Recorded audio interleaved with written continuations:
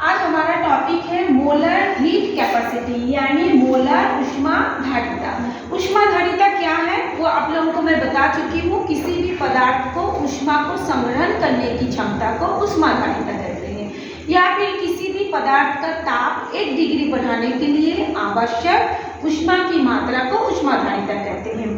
तो जिसको हम लोग C से डिनोट करते हैं, दर्शाते हैं, और C बराबर क्या हुआ था, Q अपन डेल्टा T। तो वो हम पढ़ चुके हैं। आज हम पढ़ेंगे मोलर। तो मोलर का मतलब क्या है, अणु। अणुओं की संख्या को हम बोलते हैं मोलर। M मतलब मोल और अणुओं की संख्या। अणु O बोला है यानी बहुत सारा अणु होगा, अणुओं का समूह होगा। अणुओं की समूह को या अणुओं की संख्या को हम बोलते हैं मोलर या मोल, है ना। अब मोलर हीट कैपेसिटी मतलब किसी भी पदार्थ हम जानते हैं परमाणु अणु से मिलकर बना होता है। तो किसी भी पदार्थ के 1 मोल अणु का ताप, लिख दूं क्या परिभाषा, किसी भी पदार्थ के 1 मोल अणु का ताप 1 डिग्री सेंटीग्रेड बढ़ाने के लिए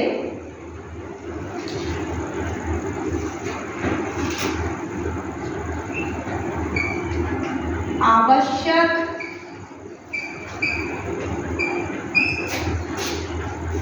ऊष्मा की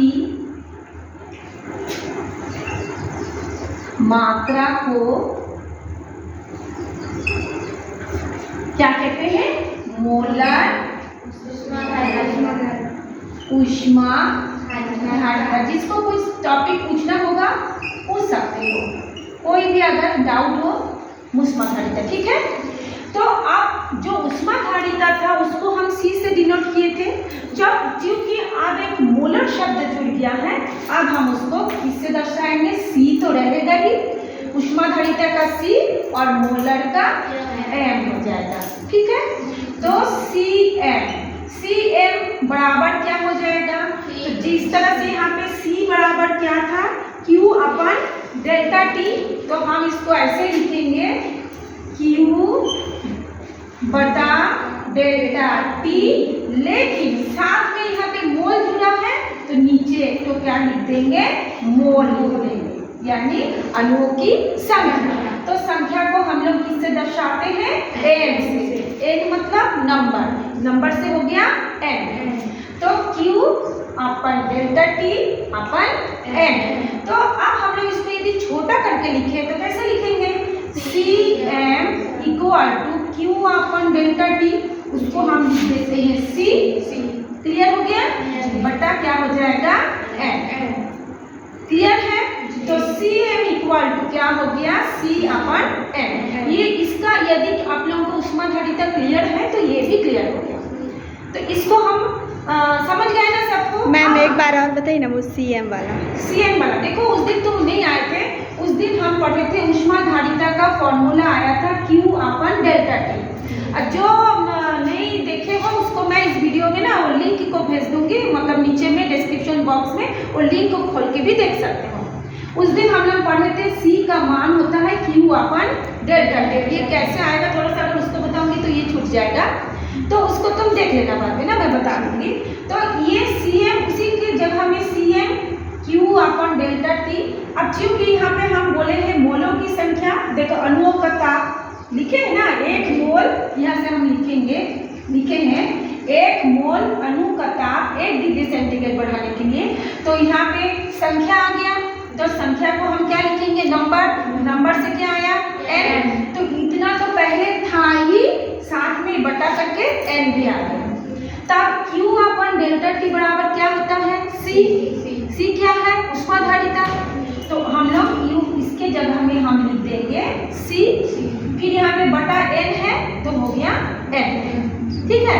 अब इसका जो यूनिट था उसका ऊष्माधारिता का इकाई क्या था, यूनिट क्या लिखे थे क्यू का होता है जूल, क्यू मतलब वो ऊष्मा लिया था उसका होता है जूल। और टी का क्या है तापमान, तो बटा की जगह में हम इसको तिरछा करके भी बटा लिख सकते हैं और ऐसे सीधा करके भी बटा लिख सकते हैं। तो जूल बाई टी का मान क्या हो जाएगा केल्विन। तो इसको यदि हम एक लाइन में लिखेंगे तो जूल का हम जे लिखेंगे, फिर इसको हम मतलब केल्विन को यदि बटा में है उसको ऊपर ले जाएंगे तो के लिखेंगे -1, इसको बोलते हैं इनवर्स 1। ठीक है, आप उसके जगह में हम इसको कैसे लिखेंगे, देखो Cm इक्वल टू इसका C का मान क्या है J K इनवर्स 1। अब n का बराबर क्या हो जाएगा, इसमें n बराबर क्या दिया है संख्या दिया है, यानी मोलों की संख्या, अणुओं की संख्या। तो अणु को क्या बोलते हैं मोल, तो इसका भी हो जाएगा पार मोल। ये देखो बटा है ना पार मोल, या फिर हम इसको कैसे लिख सकते हैं joule calorie inverse mole inverse 1। जब हम उसको एक लाइन में लिखेंगे ऐसे लिखो तो सही नंबर मिलेगा। इसको तुम ऐसे करके लिखोगे जूल बटा केल्विन बटा मोल तो भी सही, तो भी कोई गलती नहीं है। लेकिन जब हम उसको एक लाइन में लिखेंगे तो हम ऐसे लिखेंगे। इतना तक सबको क्लियर है? तो उधर क्यों नहीं बैठ गई, उधर दिखती मतलब मेरे पीछे पीछे दिख रहा है, समझ में आ गया जी। अब इसमें कोई डाउट है तो पूछो। हेमा कुछ डाउट है? जी मैम, वहाँ पे मोल दिया है और -1, तो मैम ये मतलब जे के में दिया है तो इसमें भी आएगा, मतलब जूल केल्विन जो बटा में है। मैं क्या बोल रही हूँ, मान लो जे बटा के बटा मोल ऐसे बताए ना जी। तो इसको हम लोग को एक लाइन में लिखना है, तो बटा को हम लोग ऊपर ले जा रहे हैं ना, वो डिवाइड में है ना। बटा मतलब क्या है, वो डिवाइड में है, प्रति में है। जैसे हम बोले ना 1 किलो आलू, तो हम क्या लिखेंगे, यहाँ पे लिखेंगे आलू और यहाँ पे क्या लिखेंगे 1, या 1 लिख के यहाँ पे आलू लिखेंगे, ऐसे लिखते हैं ना। एक का प्रति का मतलब ही होता है ऐसे बटा जी, प्रति का मतलब बटा। इसको हम ऐसे ऑब्लिक करके भी बटा कर सकते हैं, चाहे हम ऐसे करके भी बटा कर सकते हैं, मतलब बाय 1/1 2/2 ऐसे लिखते हैं। तो ऐसे भी लिखोगे तो भी आंसर सही। और इसको यदि हम एक लाइन में लिखना चाहें, जैसे एक लाइन में क्यों लिखेंगे, जब हम बड़े बड़े इक्वेशन को पढ़ेंगे तब इतना लिखने का हमारे पास टाइम नहीं, तब हम उसको ऐसे लिखते हैं। लेकिन तुम लोग अगर उसको समझ में नहीं आ रहा, इतना भी लिखोगे तो भी तुम्हारा नंबर कोई नहीं काटेगा। क्लियर हो गया? अब हम इसका टाइप्स पढ़ेंगे, मिटा दूंगा इसको जी।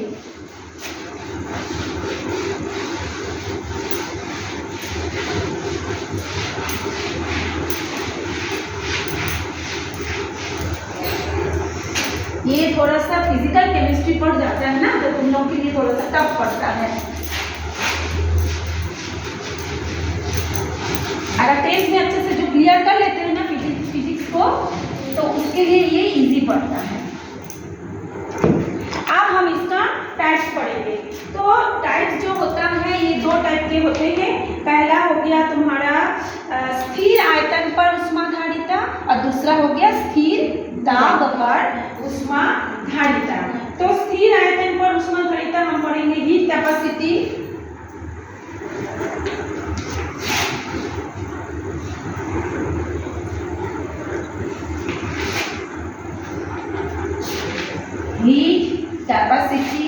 at constant temperature. जब तुम उच्च क्लास में पढ़ोगे ना, जैसे हम लोग लिखते हैं ना टेम्परेचर को पूरा लिखते हैं, तो वहाँ नहीं करेंगे, यहाँ पर टेम लिख के TEMPERATURE यहाँ पे तुम ई बैठा देते हैं, तो तुम लोगों को समझ में आ जाना चाहिए TEMP मतलब टेम्परेचर है। वो आगे जाके पढ़ोगे है ना, शॉर्टकट लिखने के लिए। तो यहाँ पे क्या है, heat capacity at constant temperature, यानी स्थिर ताप पर मोलर ऊष्माधारिता। इसका हम मोलर ऊष्माधारिता का टाइप्स पढ़ रहे हैं ना। तो इसमें हम लोग क्या पढ़ेंगे कि उसका भी डेफिनेशन वही होगा, स्थिर आयतन पर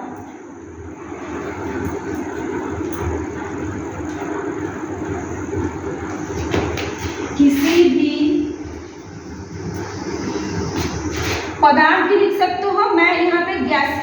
सब बताऊंगी, क्योंकि गैस में ये अच्छे से क्लियर होता है ना। तो गैस भी एक पदार्थ है, तो तुम लोग पदार्थ चाहे लिखो, नहीं तो मैं बोलूँगी गैस लिखने के लिए, क्योंकि अगर पदार्थ लिखेंगे तो वो पदार्थ में ठोस पदार्थ, द्रव पदार्थ सभी आ जाता है। अगर ये हम गैस पदार्थ लिखेंगे तो क्लियर होता है ना। तो स्थिर आयतन पर किसी गैस के लिखो, किसी गैस के 1 मोल, या स्थिर आयतन पर किसी गैस पदार्थ के, यहाँ पे गैस पदार्थ लिख देते हैं, किसी गैसीय गैस पदार्थ के 1 मोल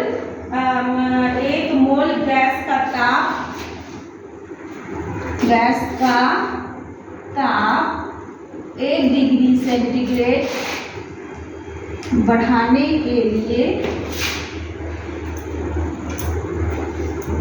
आवश्यक ऊष्मा की मात्रा को क्या कहेंगे? हीट कैपेसिटी एट कांस्टेंट, यानी मात्रा को हम क्या बोलेंगे? स्थिर। चौक ले लेती हूँ। स्थिर आयतन मोलर ऊष्मा है ना। यानी स्थिर आयतन पर किसी गैसीय पदार्थ के 1 मोल गैस का ताप 1 डिग्री सेंटीग्रेड बढ़ाने के लिए आवश्यक ऊष्मा की मात्रा को हम क्या बोलेंगे? स्थिर आयतन पर मोलर ऊष्मा धारिता। ठीक है ना। ये 2 प्रकार में मैं बताई हूँ, एक तो होगा स्थिर आयतन पर और एक तो होगा स्थिर ताप पर। तो इसमें भी इसका इक्वेशन कैसा होगा? इसको हम किससे दर्शाते हैं? इसको हम सीधी से दर्शाते हैं। क्यों? क्योंकि इसमें देखो, अब स्थिर आयतन बोला है ना, आयतन यहाँ पे क्या बोला है? स्थिर आयतन।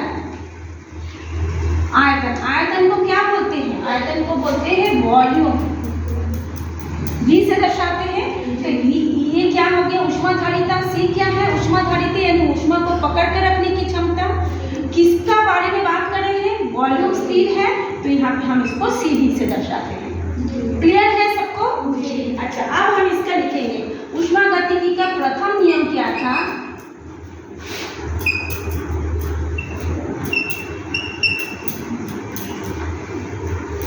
ऊष्मागतिकी के प्रथम नियम में हम क्या पढ़े थे?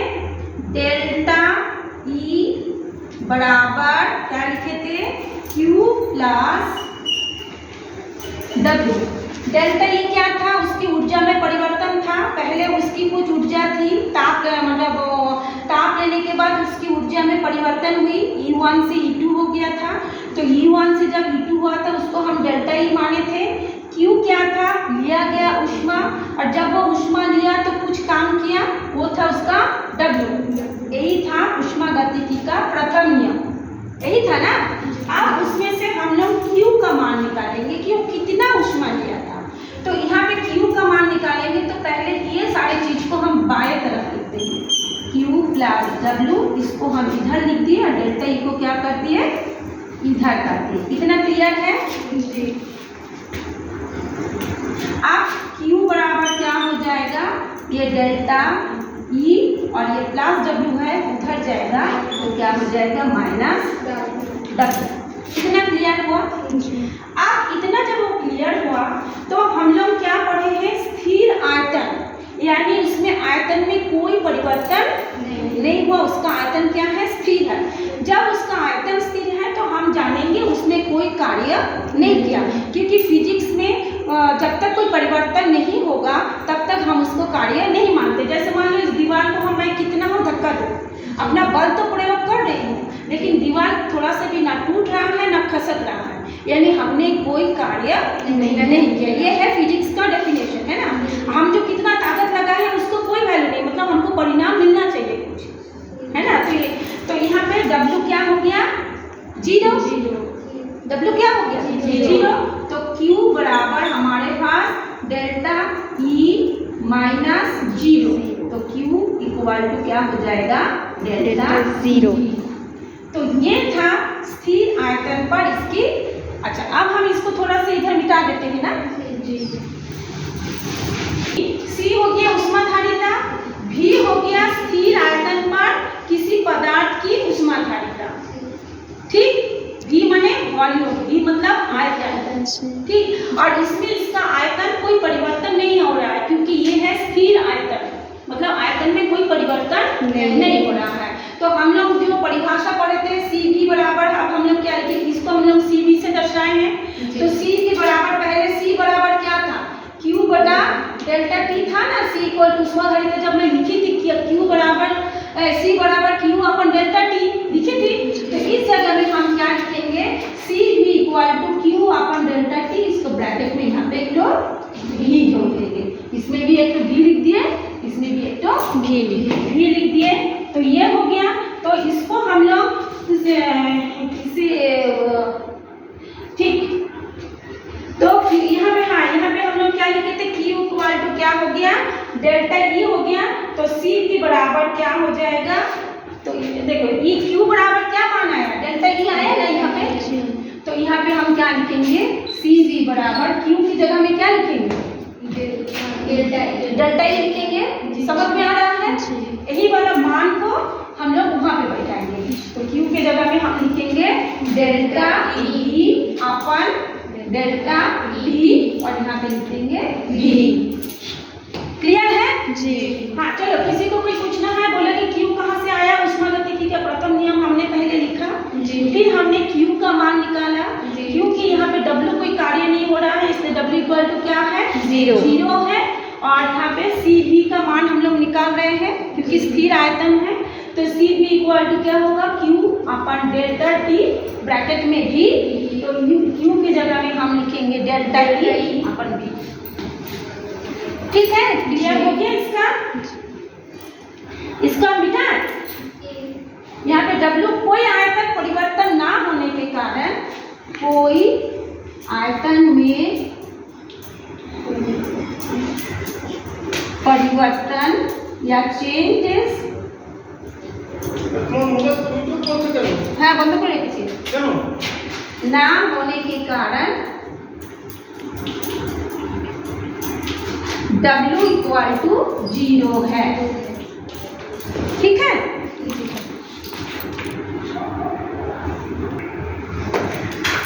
अब हम लोग दूसरा पढ़ेंगे। पहला वाला था स्थिर आयतन, अब है स्थिर दाब पर मोलर ऊष्माधारिता, यानी molar heat capacity at constant pressure.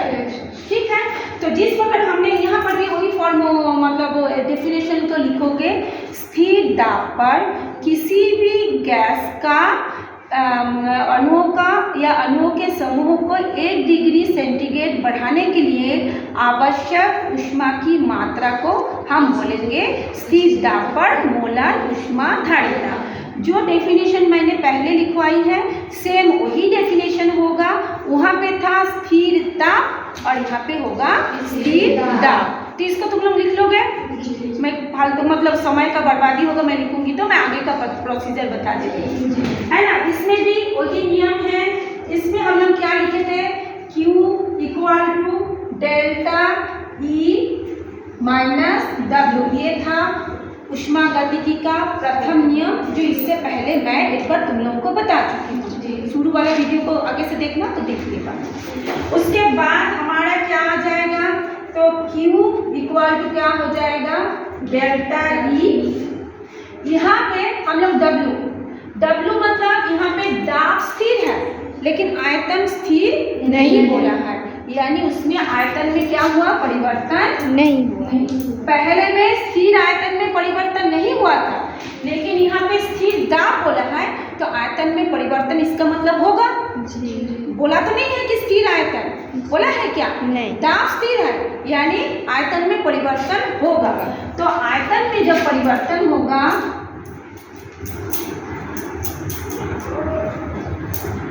जब आयतन में परिवर्तन होता है यानी फिजिक्स के लैंग्वेज में हम क्या बोलेंगे, उसने कुछ कार्य किया। तो पहले में जब स्थिर आयतन था W 0 था, इस बार स्थिर आयतन नहीं है, यानी कुछ तो कार्य हुआ। यानी आयतन पहले क्या था V1, बाद में उसका आयतन मान लेते हैं V2, तो V1 से V2 को हम माइनस करेंगे तो कैसे लिखेंगे, डेल्टा V, ठीक है। और इसमें P क्या है, P है स्थिर, P क्या है स्थिर, तो W इक्वल टू क्या होगा, P डेल्टा V। समझ में आया जी।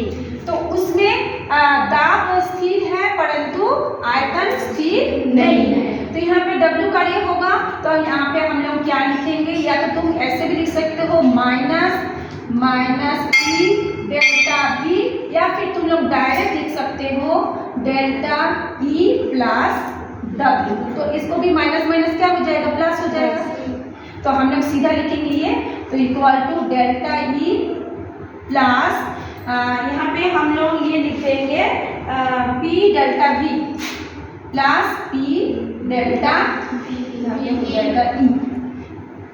मैं ऐसे लिख देती हूँ, delta E plus minus minus plus P delta V। तो हम लोग इससे पहले पढ़ चुके हैं एंथैल्पी में delta E plus P delta V बराबर क्या होता है, हम लोग पढ़े हैं, क्या होता है उसको डेल्टा H मानते हैं, पढ़े हो ना जी। एंथैल्पी में मतलब आंतरिक ऊर्जा और दाब और आयतन के गुणनफल को हम क्या बोले थे, डेल्टा H बोले थे, एंथैल्पी बोले थे, याद है। हाँ, ये हो गया एंथैल्पी का मान, माने किसी भी पदार्थ की आंतरिक ऊर्जा और उसके ऊपर लगाए गए दाब और आयतन के गुणनफल के योग को हम क्या बोले थे, एंथैल्पी। इससे पहले पढ़ाए थे तुम लोग, दिया थे। तो इसका मान क्या हो जाएगा, यहाँ पे डेल्टा H हो गया। अब हम इसको कैसे लिखेंगे, जिस तरह से पहले में C भी लिखे थे, अब इसमें हम लिखेंगे CP इक्वल टू, इसमें क्या होता है, जैसे उसमें हम लोग लिखे थे, क्या लिखे थे सूत्रों से मैं बता रही हूँ,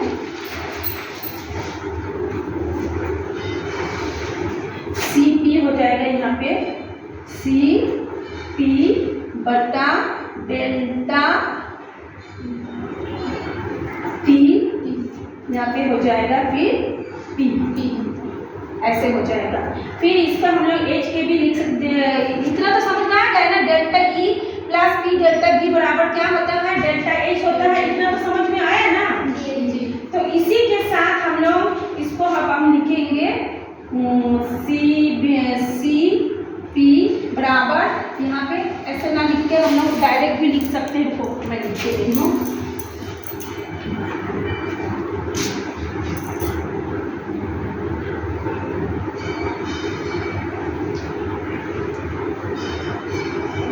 डेल्टा E डेल्टा T, इसको फिर हम लोग लिख देते हैं, E को अच्छे से लिखती हूँ, यहाँ पे लिख देते हैं PB, या फिर डेल्टा E को हम क्या जानते हैं, डेल्टा U भी लिखते हैं, फिर डेल्टा T लिख दिए, फिर यहाँ पे हो जाएगा P। एक मिनट, अब देखो कहीं कुछ डाउट है तो बोलो।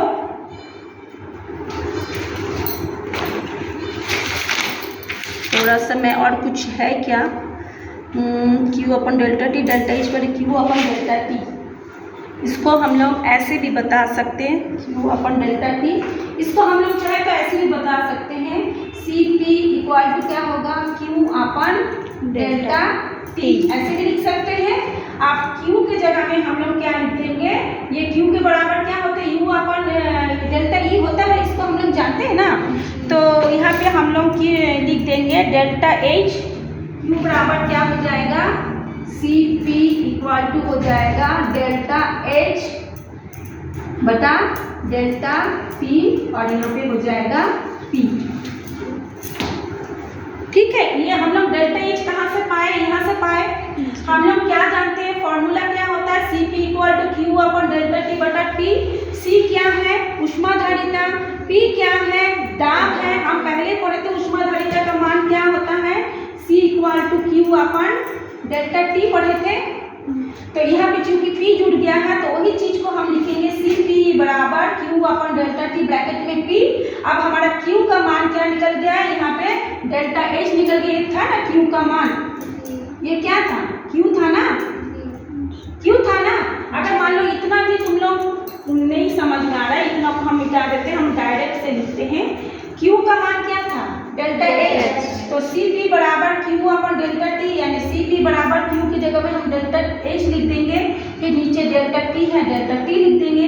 क्योंकि ये स्पीड दाब पर हो रहा है तो यहाँ पे हम लोग P करते हैं। अच्छा बताओ, आप कोई क्लियर डाउट है तो बताओ, हेमा को क्या डाउट है बताओ, आखिरी वाला।